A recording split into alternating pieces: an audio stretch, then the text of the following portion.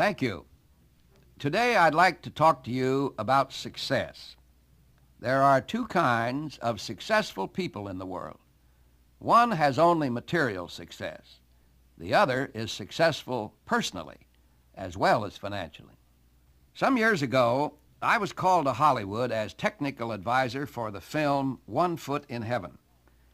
One of the performers in this movie was a very fine actor named Harry Davenport. He was also a very fine person, and I used to enjoy chatting with him on the set. One day, Harry confided to me that at one point in his career, he had been a complete failure, and that he attributed his present success to positive thinking. When I asked him to explain, he said that he had been working steadily, and suddenly the job offers stopped coming. As I analyzed the problem, I began to realize that my motives were all wrong. I would stand on the stage thinking what a great actor I was, and pay no attention to the people out front.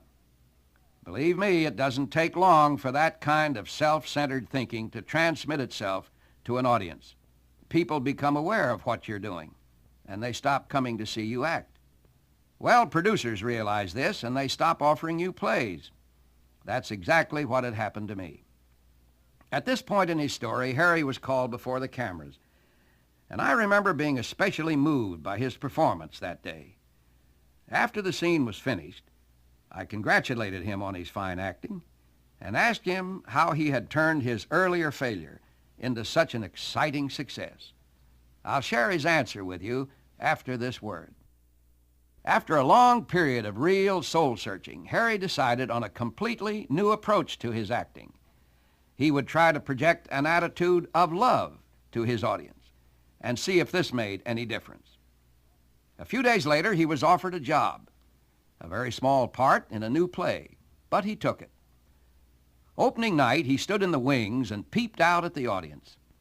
In the second row, he saw a man who looked tired and unhappy.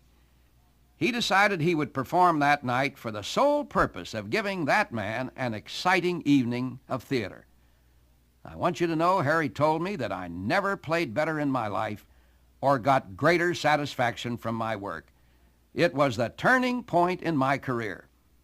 From that moment, I never walked onto a stage without first seeing to it that my thoughts were in proper order.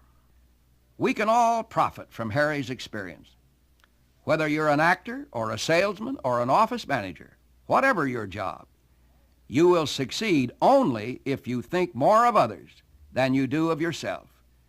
And once you have achieved success, you can hold on to it only if you continue to give, to project an attitude of love, as Harry Davenport so beautifully expressed it.